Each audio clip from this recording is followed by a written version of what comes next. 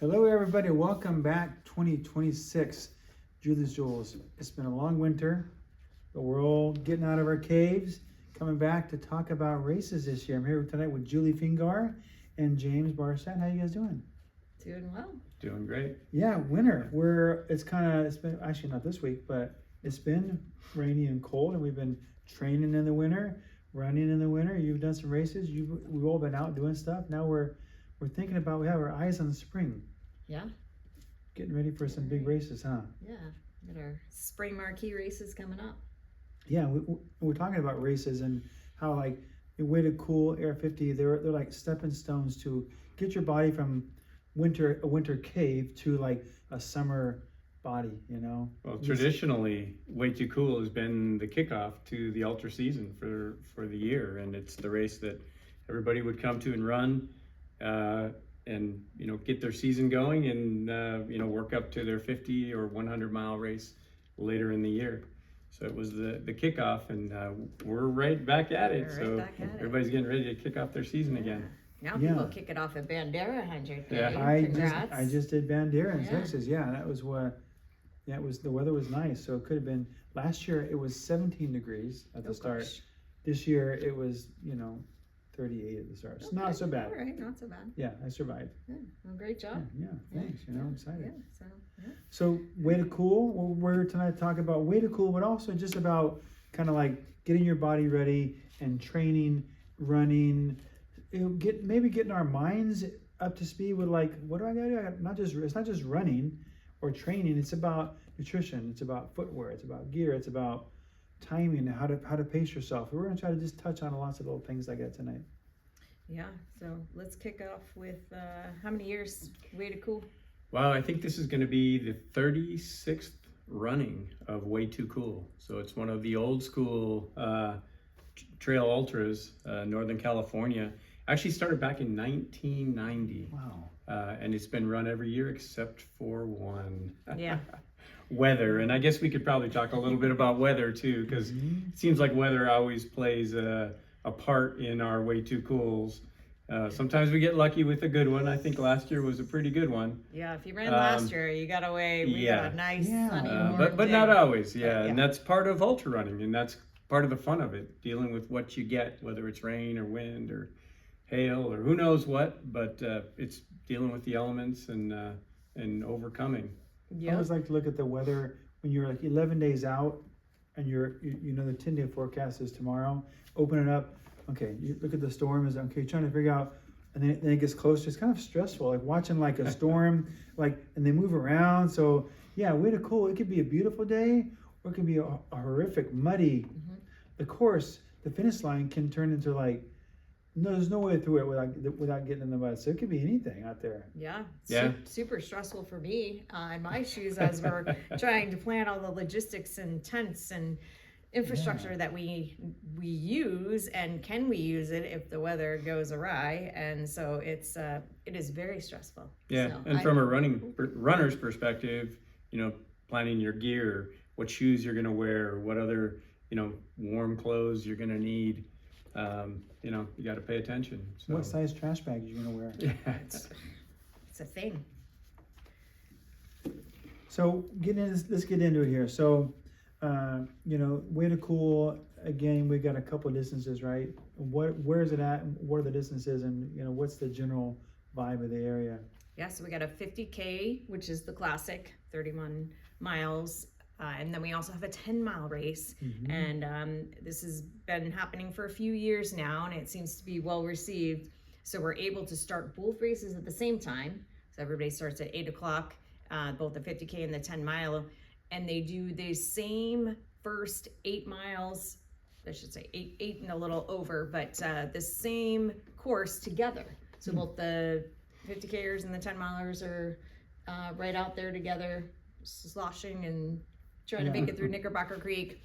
And then the 10-mile, once we get back to the fire station on this first 8-mile loop, the 10-milers go do a little short out and back, and the 50Kers proceed on to their journey across Highway 49 and Lower Quarry. And we'll get into the meat and potatoes of Way to Cool specifically in a future video. get in like the trail, what the trail's like. You know, if you're from Auburn, you're familiar with the Auburn style, but there's a little bit of nuances to a lot of pieces of the course that we'll get into that in a later thing. So. Well, one thing I'd like to add to that, you know, we talked about Way Too Cool being the traditional kickoff to the Ultra season, but it's also traditionally been a great first either trail run or trail ultra for runners. I mean, we typically have, you know, a good percentage of our participants are first-time ultra runners, first 50Kers. Way Too Cool is a great race to come to for that. It's very well supported, great aid stations, and I know we'll talk more about aid stations later too, but very, very well-stocked aid stations, great, well-marked course. So runners, if they're not familiar with the trails, aren't going to get lost out there. So it's been a great one for those first-time runners, and also we get a lot of people that come back and do it again and again and again and again and again.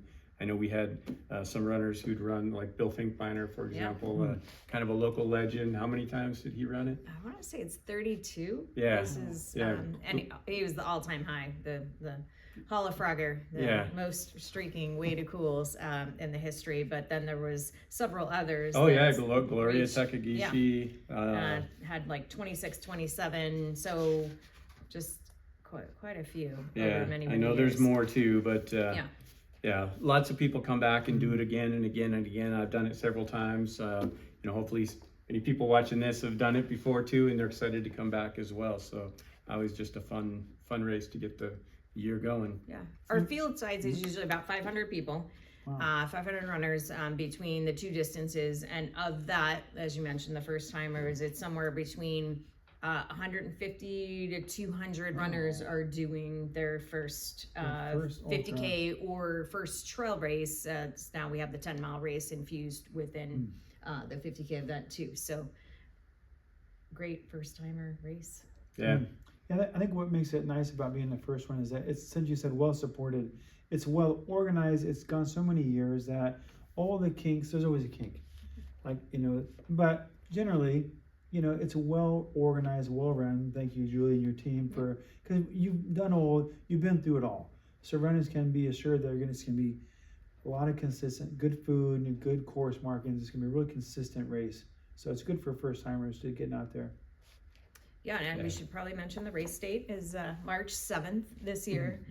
Usually that first full weekend in March is the Way Too Cool kickoff. So what's next on here? So we're talking about the race, and we'll get into the course later, right? But if you run in Auburn, you know, there's, you know, you're running Cool and, you know, Olmsted Loop in that area, and it's kind of, it can be rocky, you know, but, you know, and it can be wet, and, you know. Yeah. Well, one thing, well, a couple other things we can add too. I mean, we'll get more into the course, but the course gives you a good variety of trail. There's even a little pavement right at the very start, but a good variety of trail, which is kind of fun. A lot of history with the race, but also one part that I think a lot of runners really enjoy is the Ultra Village. So at the start-finish area, you know, there's all of our vendors are out there, lots of fun going on. There's a beer garden. There's it's just a fun place to hang out. So I know all the runners look forward to finishing the race and getting to hang out and talk about their run with all their friends as they finish. So that's a big part of the event as well. So those are a few of the things that make Way Too Cool special. Yeah, you get a massage. You can get all kinds Oh yeah. You can buy a headscarf, maybe a bandana. You can buy, you know, all kinds of fun things to do there. we've got lots of fanfare in the Ultra Village. It's also fun if you're from Auburn. You may have not seen your friends all winter. So a lot of us go to races to see everybody all your Facebook friends, everyone that is there. So it's fun. Everyone's getting out. You can say hi to people. It's just a cool vibe. I always think of it's a kickoff of your year. You see all your people. It's just a fun day, whether you're running or just someone, maybe your family's running or your friend. Just be there anyways. Come out to spectate and cheer for your friends. Yeah. And we don't want to forget to mention, of course, the volunteers within our race, and any race for that matter are really the lifeblood of the event. And we have over 200 volunteers at aid stations, course marshaling, helping us out at the start finish, doing tear downs, setup. And so we're really grateful and appreciative to everybody who really comes together as a community to make this happen. Yeah, James, you're usually announced. That's what you usually do. Yeah, usually I'm out there announcing, so I look forward to saying everybody's name as they cross the finish line. That's always the best part. Yeah. Julie I mean, you're a well-organized race director. Where you get there and every tub, every plate has a sticker with a name and a location. It's really well organized. Giving away the secrets here. No, just kidding. Let's talk a little bit about the course and maybe some tips and tactics, strategies that if they're doing the first 50K or first well, trail let's talk race. about the 50K, I guess, first. I did mention there's a lot of different variety of trail there. It starts out with a little bit of pavement. The first mile and a quarter, I think, is paved. As those runners run down, I think the Hall Road is what we call it, before they hit the dirt. But then as they hit the dirt, the trail's actually pretty wide initially, but it narrows up pretty quickly. So, got to think about what you want to do for the day. I mean, if you're an elite runner, you don't want to be stuck behind slower people as you hit the narrower trail. But it is early in the race, and it can be dangerous, I think, for many runners going out too fast on that at that part. And my thought is it's always better to take it easy early and save it for later versus trying to blow out that first first several miles. Having a mile and a half to kind of position yourself is nice. What I like to do is I kind of know where I'm going to finish, like what percentile. I try to put myself in that point of the pack to start with. That way I don't have people. It's mentally like the mental game of a race. Being passed a lot it is stressful, or passing a lot can feel worrisome, like I'm going too fast. But so I try to put myself in the spot where I'm going to finish, and then I feel it's like a better place. Yeah. Well, and hey, you might even make some friends that you run with throughout the whole race too. Yeah. Have some conversations as you're And going. the Hall Road is actually rougher than you think. It's almost like trail. The asphalt is not super smooth, so if you go too fast, I mean it's a rough asphalt. Yeah, it's not smooth. Yeah, I mean as asphalt goes. Yep, and of course that goes for the 10 milers too, because they're all the they're doing that too. Both events are running that first 8 mile loop together. So once they're off of that pavement on the dirt, and then eventually onto some pretty narrow single track through most of the rest of the 8 miles, it can be pretty muddy back there. You're even going through some water crossings. So that's something to think of, and regardless of whether it rains, there's typically water crossings, in several parts of the event, but particularly in that first 8 miles. We've got Knickerbocker Creek coming up. Oh yeah. I saw some pictures online from an older race, way to cool, and the water was up to people's knees. So oh yeah, it has been, or probably even thighs at times. It can really be anything out there. I think the creek one year was like up to here on me. Wow. Well, you're not that that tall, so, but but it can be cumbersome. Yeah, so there's those kinds of things to think about as you go into the event and decide how you want to plan your own race. Knowing the course can be certainly very helpful, knowing what to expect. Yeah, and I think to Mike, your point about just kind of seating yourself accordingly at the start, we'll have minute per mile pace signs out there, so it's really helpful. And James will be announcing this as well to kind of seed yourself. If you're doing a 6-minute pace, a 12-minute pace, like a person with 15, they're big signs on the side of the the corral. But it really helps if you do that. And then that way you are surrounded with those folks that are hopefully doing the same pace as you, but don't start out at the 6-minute pace if you're not planning on doing that. The race goes out really fast of those elite runners, and you will get mowed over very quickly. Or sucked out too fast. Yes. And pay the price later. Yeah. And it's a long way. So it's 31 miles, and really your race is, I think, one as a coach in the first 10 miles or so, the first loop, let's call it the first 8 miles of this course. If you've tanked yourself, you're going to have nothing left for the remainder of this course. And the course, we'll talk about this, gets a little trickier, a little more technical and harder as the race goes on. Yeah, I would say, you know, if you feel like in that first 8 miles, if you're stuck behind some people going a little slower than you feel comfortable, that's okay. Because once you get through that 8 miles, it kind of opens up and you'll be able to pass a lot of people. And you might have even done yourself a favor by saving yourself for those harder miles later in the race. We're giving you permission to, it's okay when you're there and you're panicked and you're stressed. And we've all felt that way, like, oh my gosh, gotta get around, just relax. You'll be able to move. Yeah. And then once you get through that 8 mile, that first 8 miles, one of the most fun sections comes in the next few miles. You have people call it the roller coaster or the luge, or it's part of the Western States Trail that runs down to the quarry. That's just some fun running. It's downhill. There's some switchbacks on it. It's relatively smooth. I mean, there are some, you know, rocky sections in it, a couple of little water crossings in it, but it's fun. It's just a fun section to run.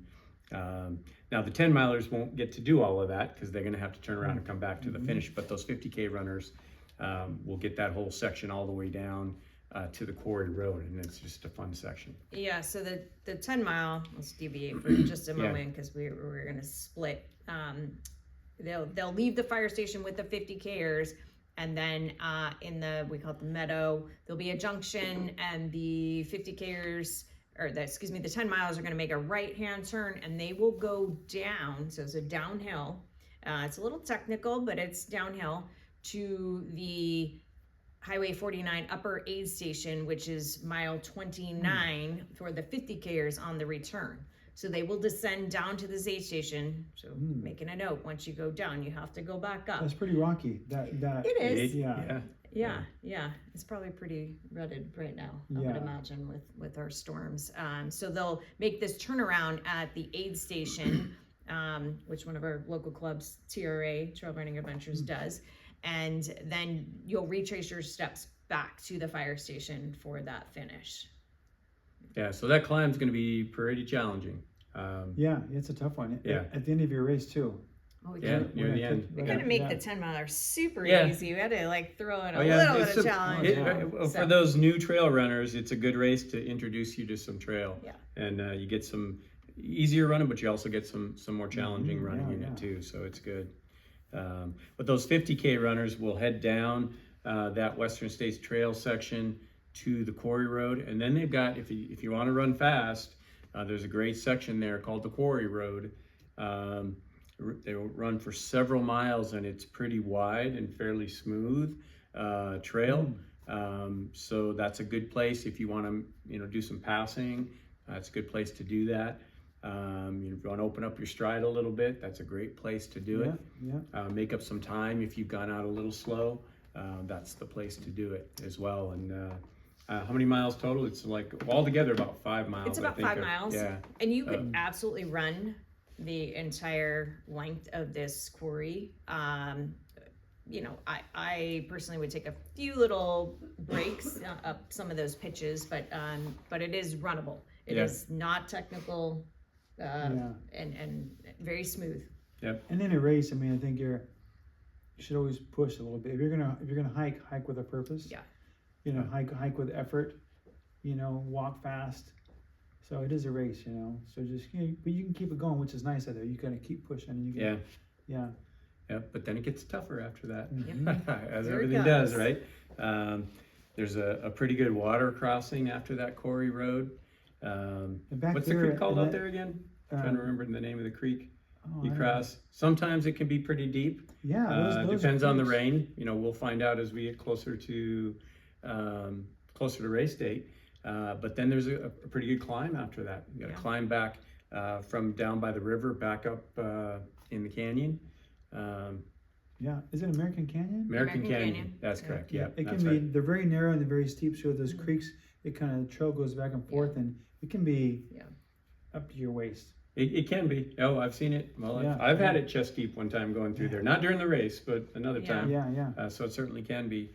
But after that, a nice climb. Well, a good climb, I guess. It's runnable if you can run the uphills, certainly. But it does climb pretty good for a mile or so, maybe a little over a mile, before you get on the Wendell Roby Trail, which is part of the Western States course That's as probably well. one of my favorite sections. And that's a beautiful section. Yeah, because you're up out of the canyon, so it can be kind of, if it's a nice day, it can be really cold back in the back. You get out there, you feel like you're hitting some sunshine, so it really feels optimistic and positive. Well, it's beautiful. It's single track, but it's soft and smooth for most of it. There's a couple little water crossings along the way too, but it's just a fun, nice section to run. Probably some of my favorite trail anywhere. I would say so. Yeah. But say in Auburn, it's probably my favorite section is up there. Yeah. And there's you run on that for a long ways too, through the LT aid station and then all the way to Goat Hill. So big, long stretch. I don't remember how many miles that would be, probably 7 or 8 maybe. It's closer to 8. Closer to 8 on that Wendell Roby section. But then Goat Hill, can't forget Goat Hill. Probably the toughest climb on the course. It's not that long really. Yeah, I think it gets a bad rap because of where it's situated in the context of the race. And so Goat Hill is approximately mile 26, that marathon mark, if you will. And this is when if you've not followed our instructions for the first part of this course, then you are really going to suffer on this. Full disclaimer, going up to Goat Hill. But again, it's not really that long. It's just a nice steep pitch. I think last year we saw Hans run the entire thing at an incredible speed. Maybe a few elites can do it, but most people can't. Yeah. And so if you've got some, legs of steel, buns of steel, you can get up there. You can get up pretty quickly. But this is a great opportunity when you're hiking up these hills with intention, as Mike said, to have a sip, have something to eat. So utilize your time when you've got these climbs to do versus when you're in like complete real running mode.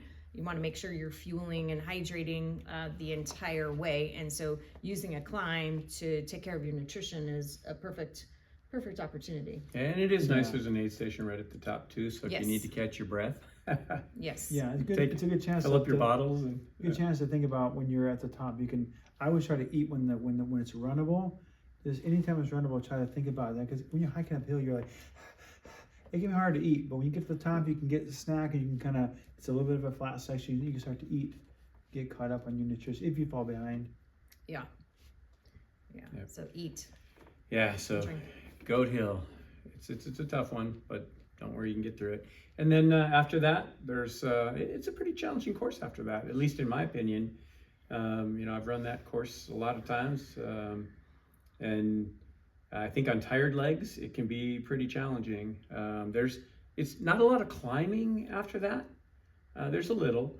Much more descent in this next section from about mile 26 to where you're going to cross the highway again at 49 to about mile 29. I think the thing is with this particular section is really when you're tired or you're getting to that fatigue point and you're losing concentration and focus. And again, this section is on the more technical side. It is very rutted, but we're descending. So you really have to make that your focus in your mind to really just kind of stay on the course, kind of sight ahead, but be paying attention and not really zoning out too much. Like laser focused. I had a race and I always kept saying, respect the rocks, respect the rocks. Because I have to I'll just drift off, and then you take a fall, and it's just you really gotta focus. Or even sometimes stopping to look at your watch and trying to figure out time, and you take your eyes off the trail a little bit, you could trip and fall. So certainly a place it could happen if you're tired and not paying attention. Just 'cause, and it's not smooth. It's not as runnable as a lot of the other parts of the course are. And then all the way to Highway from Goat Hill aid station to the upper 49 crossing is what, 4 miles ish, a little or so. Yeah, it's Yeah, about I mean, 4 miles. roughly, yeah. Well, Yeah, well, the exact mile splits will be on the pace chart. Yep. On the website. But it's about 4 miles of that we're talking about. But then as you go through that upper 49 highway crossing, that aid station there, after that aid station, it's that same climb that we were talking about for the 10 milers. So again, pretty tough climb. Yeah. That those runners do have to do. That's probably the toughest climb at the finish, I think. Yeah, I think that one is actually harder than Goat Hill. It's longer for sure, right? It feels like it's longer. Yeah, it Probably a little longer. Yeah. It kind of like never lets up, so to speak, and you come around the bend and you think you're there, and then it's still going and it's winding and not it's rocky and it's rutted. Yeah, and if it's wet, then it's slippery. So there could be water running down it as you're walking or running up it. Yeah. And then you start to see the meadow, and then once you start to see the meadow, then you're like, I just got a little cruise in. And that's it. You'll be done. Yeah, once you see the meadow, I think you're about 6/10 from the finish line. There, you can if you sight straight across. Those of you running the race, you'll know this. You'll see the finish line, but you actually have to You have to run around the meadow. Yeah. And being at the finish line is kind of fun because we can see those runners as they're on the other side of the meadow, and you can probably hear me talking as I'm announcing runners finish from the other side, but it's still running. A little bit of a ways. Yeah. And the finish line we talked about earlier, it can be dry. It could also be like 1,000 cows have gone through there. Yeah, it can be muddy. Yeah, some years, and then the edges are lined with barbed wire. So on a rainy year, you want to grab the barbed wire, but it's barbed wire. Just for the record, You don't make it easy, Julie, do you? No. But we will, pray that we have some good weather going in and not too much mud. We need a little bit of mud. Yeah, it wouldn't that's be way tradition. cool without the mud. Yeah. Way too cool is all about tradition, and mud is tradition for this race. That's we'll try to ease up on it a little bit.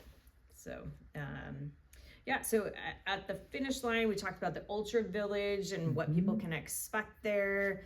Everybody's going to get their medallion.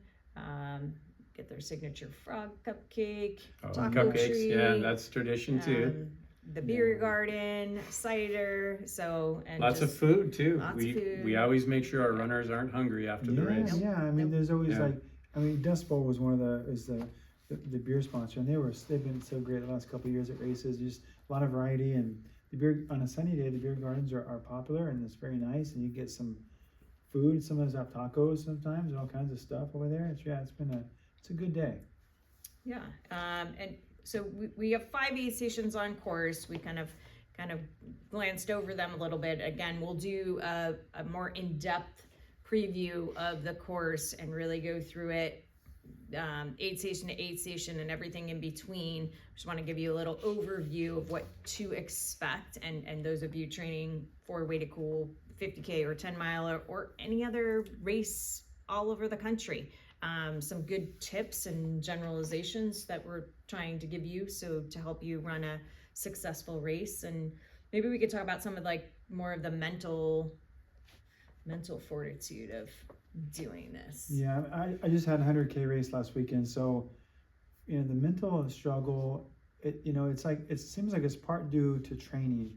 Like in the winter, when you've had to train through the winter, you may not have been as consistent. So for me, early races are a little bit harder because I may not have the miles that I want. You're feeling undertrained. So, and when I'm feeling that way, I kind of it's a little bit less confident maybe. So it takes me more to kind of think about what I'm doing and just, and like I say with training, I find that you can training is funny because you can do a race, you can spread it out across a long distance, or you can have it all the pain in one day. Mm-hmm. So the less you train, the more you're condensing that pain cave. So anyway, I find that winter races, early spring, I'm kind of still getting into the vibe mentally of it. Yeah, I mean, I guess there's a couple of different ways you can look at it too, or talk about it. From a mental standpoint, part of the mental part is preparing for the race, right? And especially if you're a newer ultra runner, it's new to you, so you're not quite sure what you're gonna have to do to be ready for the race. and what you're going to experience during the race. But then the other part is during the race, what's going through your mind, how you're approaching it, and working your way through the event. And especially if you're a new ultra runner, during the event, I mean, if you've maybe run a marathon, but you've never run 50K or 50 miles or 100 miles, how are you going to wrap your mind around that? Because if you're thinking about, man, with that last marathon I ran, I could barely walk the last, mile or so. How am I going to do 5 more miles? How am I going to do 50 miles? How am I going to do that? But yet people can do it. And I think certainly how you train, but I think more about how you approach the race in your mind during the event, and taking care of yourself too, because things are different in an ultra race. The things that at least from my experience play a bigger role, your nutrition, your hydration. You can get through a marathon and hardly drink anything.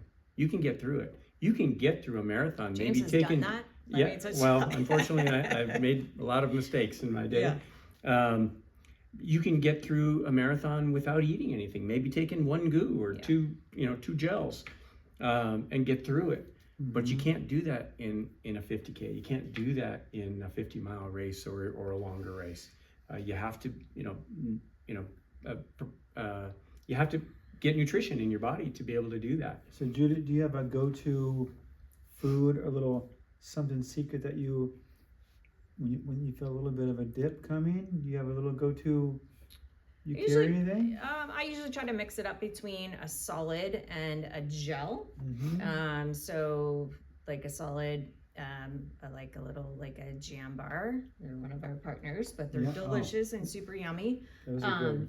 And so taking a couple bites of that, and all of our aid stations will have jam bars. We'll have peanut butter and jelly, potatoes, chips, everything you possibly could imagine. So eat at our aid stations. That's what it's there for. But I usually try to mix and match and not do just gels and not incorporate solids, because usually my stomach will be a little more of steel sense if I try to mix both of them together.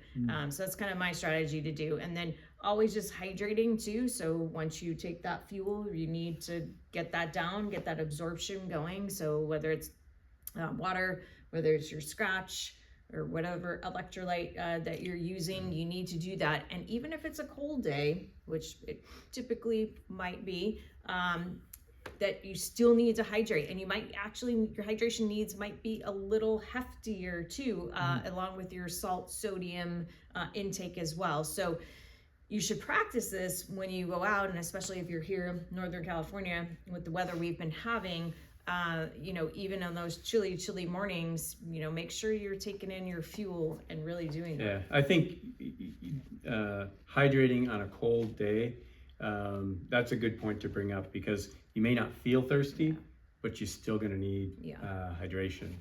I always find that ultra runners are like toddlers. We're emotional, we're tired, and we're hungry. And typically, when you're emotional, I learned from MJ, you probably need some sugar. Yeah. So if you're feeling like emotional low, physically low, it all comes down to a little food. It comes down to food.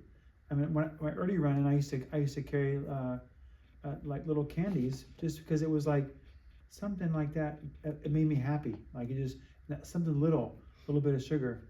I mean, so think about packing. If you're a new runner, pack some extra something you love, like a little treat for yourself. So when you get low, you can kind of get that treat, and then it'll help you out. Yeah, I mean, I always look at nutrition at the aid stations in a couple different categories: sweets and salty. And sometimes your body is craving the sweets. You're going to need that. It's there. It's going to be at the aid station in a variety of different forms. And salty, there's going to be stuff there. Nutrition at the aid stations with varying degrees of saltiness, because you're going to need some of that too. And I know for me, when I go into an aid station, usually something will catch my eye. Like I'll look at all the different things that are there, because it's like a buffet. And I see that now. That doesn't sound right now. It's not going to sit well. That now. Oh yeah, this one. This is the one right here. And then I'll grab some and get going. And usually that works for me. You know, because that's what my body needs at the time, and that's what sounded good. Funny that your body will, you may not know with words or thoughts, but your mind will see it, and it'll know, it'll tell you what it wants. And you say, oh, I want Pringles, and they're right there. Or you may, you know, if you run a lot, you already know what's going to be at the aid station, and you start thinking about it, like a couple miles out. Like, oh, when I get there, this is what I'm going for. Well, it's funny you said that, because I make it a practice to like imagine what I want, that when I get there, because you need to make a decision if you're going for time, try to get it down to like 2 minutes. I'm gonna say maybe 3. That seems short, but it's, you know, you got to go in with a plan. I'm feeling salty. I'm feeling like I need salt. So you go in, and I need a bar, and I need to fill up my water. Okay, that way you go in there, get the water, and that way you're efficient, so you don't take 7 minutes. And that's what I try to do. Yeah. Have a plan. Yeah. Always have a plan. Yeah. Even if you have to adapt and change that plan 5, 6, 7, 8 times during the race. And at all of our aid stations, and we're going to get into this in another thing, but we'll have Scratch electrolyte drink. We're going to have Never Second gels. We're going to have those midi jam bars I was talking about, and then the sweet and salty buffet.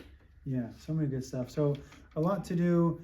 Spring race, you know, is kind of trying to like wake your body up, your mind to talk. So we're talking about different things that are going to wake your body, like remind ourselves. It's been a long winter, so yeah. A Way to Cool is a great place to get your feet wet, literally and figuratively. And get out there. So other than that, you know, any last minute tips you guys want? Well, you know, just in terms of training, you know, if you can run on terrain that's similar to what your race is, at least experience some. It doesn't all have to be on that type of terrain. I mean, if you're in Northern California, you know, maybe you can go out to the course and run on it. But just kind of having an idea of what to expect on the course and try to train on that terrain, you know, whether that's, you know, some climbing, some downhill training. I think people sometimes underestimate the downhill readiness. I mean, downhill running can beat you up more than going uphill. I mean, it really can. Downhill is it's a mental thing. My downhill speed increases with the season. So early in the year, it's about my confidence and my footwork. So I'm always slower in the spring, and then I get faster in the summer. Oh, especially on technical terrain. So that's really, so don't beat yourself up. You just be smart but good to train on the train, like you're saying. Yeah, with regards to downhill, a great exercise, and everybody hopefully maybe is doing a little bit of strength training and core training outside of just running on the trails, but is an exercise called depth drops, DEPTH drops. You can look it up on YouTube and it'll take you there, but it's a great one to kind of mimic what we're doing when we're actually running downhill, and the force that your body has to absorb and take on that downhill section there. So that's something to practice, look up there. And, you know, again, consistency breeds confidence, right? So if you stay consistent with your training, and this doesn't mean that you have to be perfect and hit every workout out of the park and hit 7 for 7 every week, but if you just stay consistent, you're going to create that confidence bank, and that's what you really need to go into the race. And we always say too, come to the start line just a little bit undertrained than overtrained, because if you're overtrained and overcooked, again, it's going to be a very suffering. One last thing I was thinking about, and this is kind of going back to mental preparation, knowing that when you go into a race, or expecting that not everything will be perfect, because it probably won't. And especially the longer the race, the more chance there will be things that go wrong, and more obstacles that you will have to overcome, whether it's blisters, whether it's chafing, whether it's cramping, whether it's a weather change, whether it's, I mean, there's lots of different things that can happen. But knowing that is going to happen, and overcoming those obstacles. And that's really what ultra running is, overcoming obstacles. That's what life is, right? Well, that's true. So you really have to be prepared for something to go off the rails a little bit and be a really good problem solver. And that's what you can practice in your training. Good stuff. A lot of good tips tonight, Julie. James, lots of good things. You guys are veterans, so you guys have been around the block and good tips. We're gonna have more videos coming up about the course details. We talked about the course time. We're gonna get really in depth with the course, like where you can even just feel the mud. We're gonna get into Yeah, and go into the aid stations Yeah. and what you're actually going to see there. and talk about our sponsors next time and different shoes, Altra shoes, and all the different stuff. We have a new gel this year. We have new water this year. Lots of cool new stuff. We have a new mascot. We do. So that's exciting, news. I saw it on Instagram. I don't know much about it yet, but I know a little bit. So Yep, visit our Instagram at NorCal Ultras, and you can see the new our frog name for this year. And you can also preview the race shirt that's up Yeah, there, which is it's cool. pretty cool. So everybody in the 10 mile and the 50K gets that race shirt there. And yeah, we're looking forward to seeing everybody on March 7th for Way Too Cool, presented by Altra. And we're gonna keep coming back with some videos and keeping you training for your race this spring. awesome. Okay. Thanks, everybody. All right, thank Bye-bye. you.